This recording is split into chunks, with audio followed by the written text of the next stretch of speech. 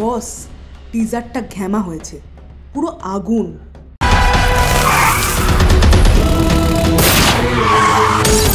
High, this is Hastolipi originals. এখন আপনাদের সাথে আলোচনা করব আসন্ন বাংলা ছবি বহুরূপীর অ্যানাউন্সমেন্ট টিজার নিয়ে। এরকমই বাংলার সমস্ত সিরিজ এবং সিনেমার রিভিউ পেতে এবং সিনেমা সংক্রান্ত আলোচনা শুনতে আমাদের এই চ্যানেলটা ফলো করুন। আর আমরা কিন্তু শর্টসে টলিউডের বিভিন্ন আপডেট আপলোড করছি, সেগুলোও কিন্তু দেখতে মিস করবেন না।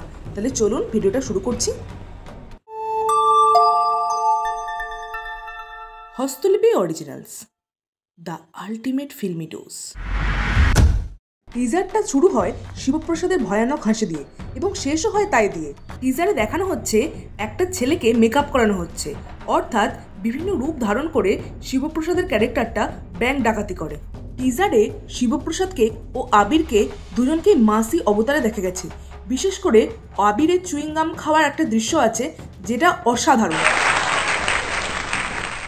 আবিরের চরিত্রটা দেখে মনে হচ্ছে প্রচণ্ড সোয়াগ নিয়ে আছে। এছাড়াও আবিরের যে চেস সিকোয়েন্সগুলো আছে, যেগুলো শিবপ্রসাদকে ধরছে, সেগুলো খুব সুন্দরভাবে ডিজাইন করা হয়েছে। এখানে শিবপ্রসাদ ও আবিরের পাশাপাশি কৌশানী ও রীতাভরিকে প্রপার স্পেস দেওয়া হয়েছে। কৌশানী তার অন্যান্য ছবির তুলনায় এই ছবিতে যে তার পারফরমেন্স আপ করেছে তা দেখলেই বোঝা যাচ্ছে। আর রীতাভরি তার নিজের জায়গা থেকেই ভালো অভিনয় করেছেন বলেই মনে করছি আমি।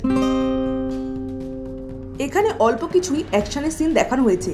এর থেকে দেখে মনে হয় যে আগের ছবি রক্তবীজের তুলনায় এই ছবিতে বাজেট আরও বেশি করেছে উইন্ডোজ।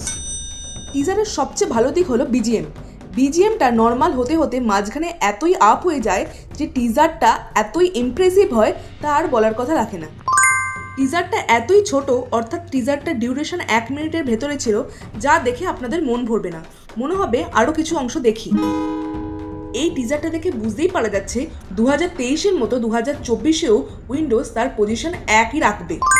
দুর্গাপুজোতে এই ছবি হতে পারে ব্ল্যাক হর্স। এই টিজারটা দেখে আপনাদের কেমন লাগলো অবশ্যই কমেন্টে লিখে জানাবেন। আর আমাদের এই ভিডিওটা লাইক করতে মিস করবেন না প্লিজ।